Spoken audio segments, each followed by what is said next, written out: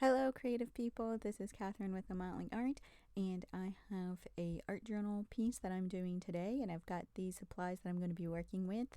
This again is going to be supplies that are from Authentique's Sea Maiden.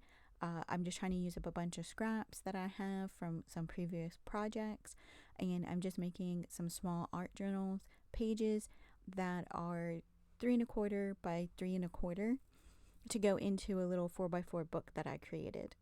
So I've already done a couple videos with this pattern paper pack, and so I will put a card up here at the top with a video that I've already put onto my YouTube channel, so you can check it out, and I'll put some information in the description as well.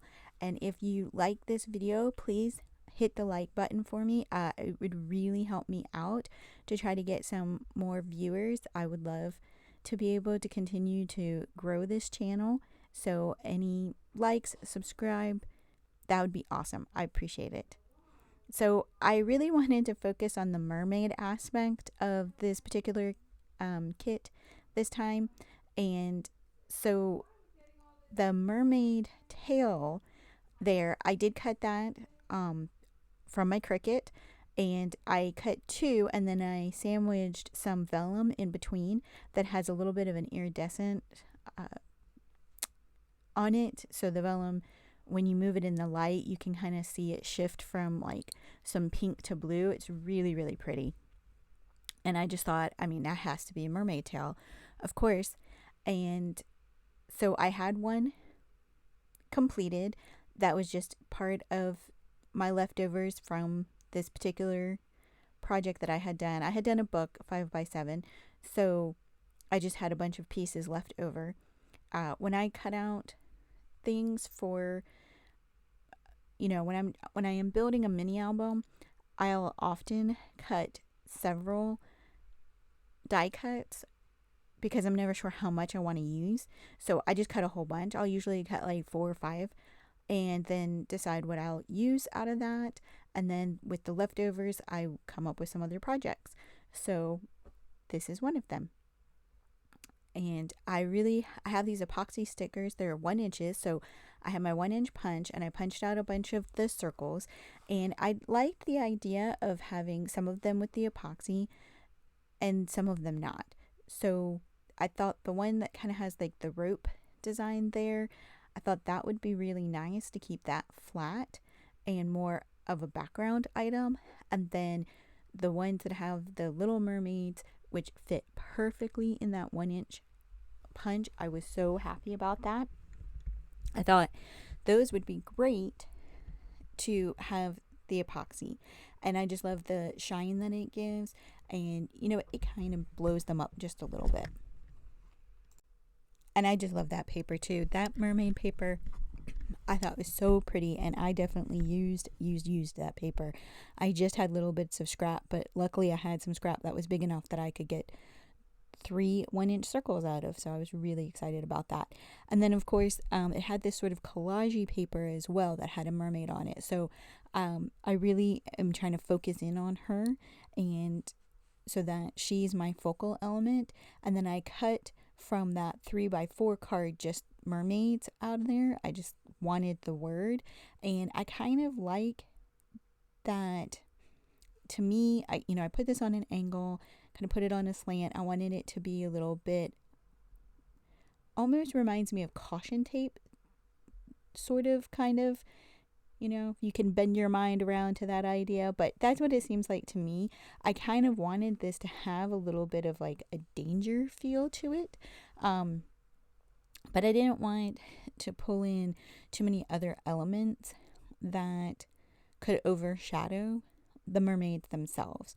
So I really was sticking with this green, this palish blue-green, and kind of little pops of red, which I know are harder to see on the video, but in real life, the circles with, like I said, with the little rope accent, it has the red dots on it too, and they're a little bit more vibrant than what they're coming across on the video.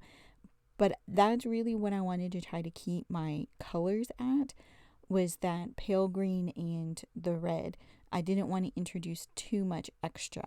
So I did put some sparkles on her scales there because, of course, she's a mermaid. She needs to sparkle.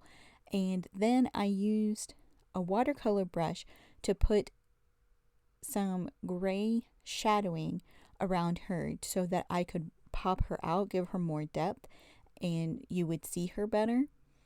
So then I just used a little bit of water in my water brush to bring that out. And then I wanted to put a little bit of color to her lips. I thought that would look nice, but they were so small, and I ended up at first just getting way too much red. I just thought it was a little too bright. So I kind of removed some of that off, and it kind of got a little smudgy, but I'm okay with that because here again, like I said, I kind of want the mermaid to seem a little bit like dangerous.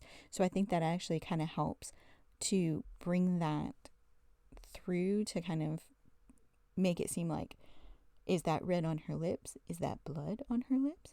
Who knows? So then I decided to add a few red rhinestones as well.